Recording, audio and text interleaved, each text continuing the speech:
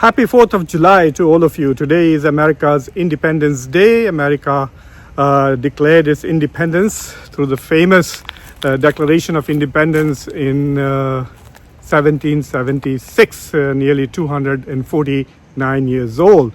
In this conversation, which I am doing from my backyard, I will be talking to you about the surprise and unexpected recognition of the Taliban government of Afghanistan by Russia.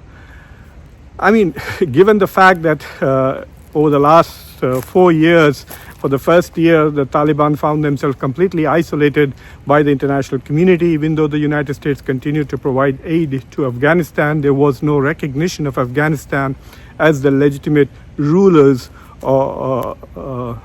no recognition of Taliban as the legitimate rulers of Afghanistan, but they continued to participate in some international events. They even went to economic conferences in Russia.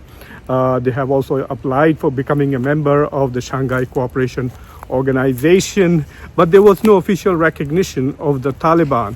And as a result of that, we really didn't know what to make of what was happening in Afghanistan. But now Russia has recognized it, and I think that opens the door, and very soon about 14 to 15 countries probably will immediately or very soon recognize Afghanistan. Among them would be India, China, the United Arab Emirates, Saudi Arabia, perhaps even Pakistan and Qatar and other countries who have been engaging, including some countries from Central Asia, such as Turkmenistan. So I just want to share a few thoughts on why I think Russia may have moved ahead of the line, because while we were expecting some countries to recognize them, we thought perhaps it would be either the United States or China who would recognize the Taliban as legitimate rulers of Afghanistan. But it was kind of a surprise that it came from Russia first, but Russia has now opened the door for the rest of them. In the past few weeks, we have seen a lot of diplomatic activities by China. For example, the Ishaq Dar, the foreign minister of Pakistan, and Amirullah Khan Muttaqi, the acting foreign minister of Afghanistan, met with Wang Yi in China and pledged to cooperate in stabilizing their relationship, but they also talked about extending CPEC and the Belt and Road Initiative into Afghanistan. So from that point of view, it became very clear that increasingly the international community was willing to accept the Taliban. So before I go further with my reflections, please subscribe to Khanversations, like this video, press the bell icon, and don't forget to share this video with your socio-political network. So let's look at the international agreements that the Taliban have made in the past three and a half years.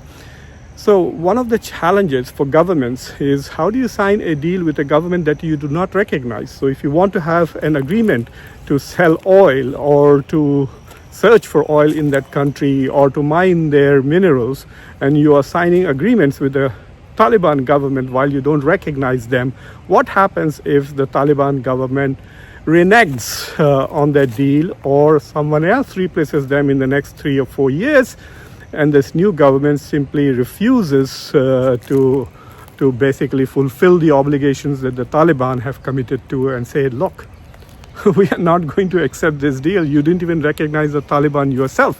Why should we recognize the agreements that the Taliban have made? No, it's a different thing that the Taliban perhaps are not going to have elections and go out of power. They're probably going to rule for a reasonable amount of time, maybe the next 5 to 10 years. So anyway, so who are the countries who moved ahead? It's very clear that India has been working with the Taliban on a low-key level. We did see some high-level exchanges recently.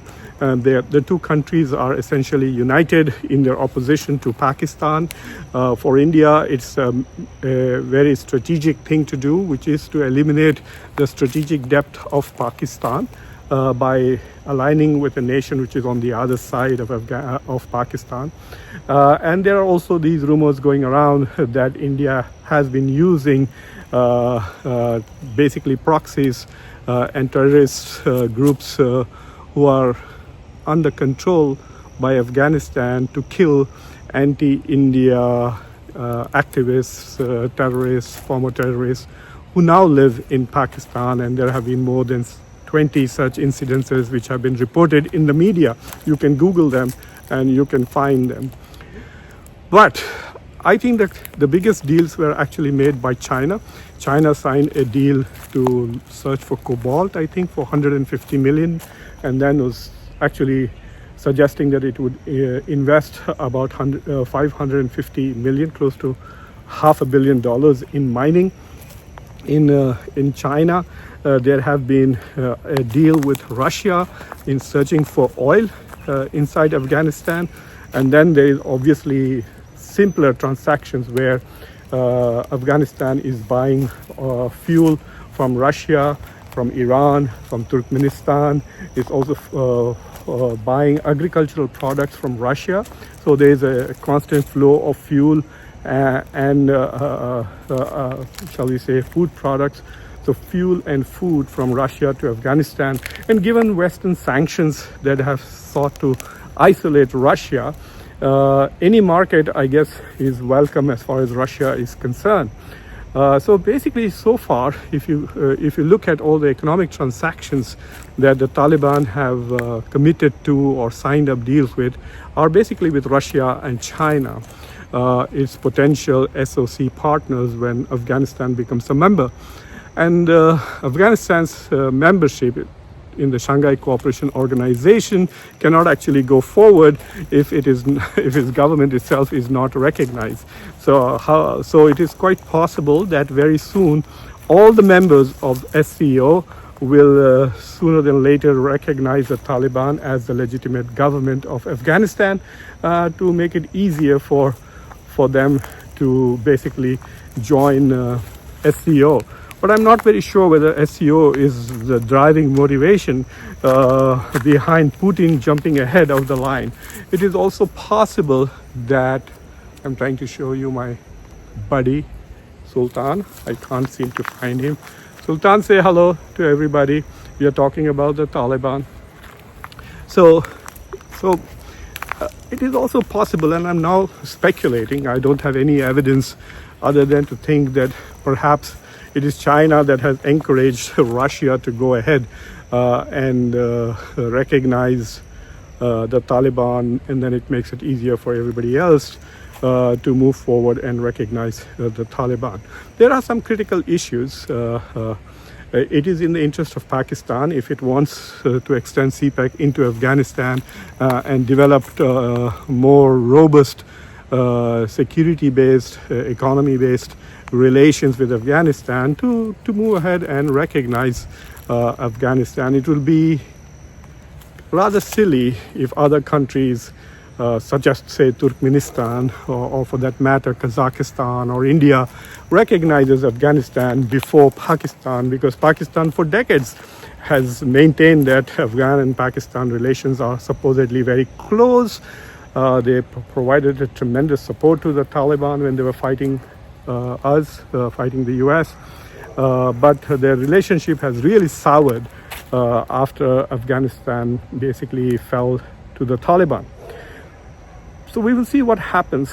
Central Asia is becoming very interesting these days with the rising significance of the Shanghai Cooperation Organization.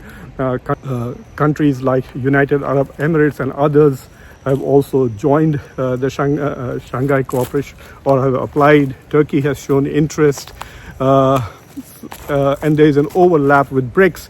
So there is an emergence of certain, shall we say, networks of countries which are both challenging the Western-led global order and are also in some ways resisting the existing global order. We will see what happens in the near future, but I think this is an interesting development. Needless to say, I will keep an eye on it, and as things move forward, I will obviously share my views with you on Khanversations, so stay tuned in. Don't forget to subscribe to to the channel, like this video, press the bell icon, and share this video with your socio-political network. Until next time, I'm your host Muqtedar Khan, signing off here with my buddy Sultan. Take care. Bye.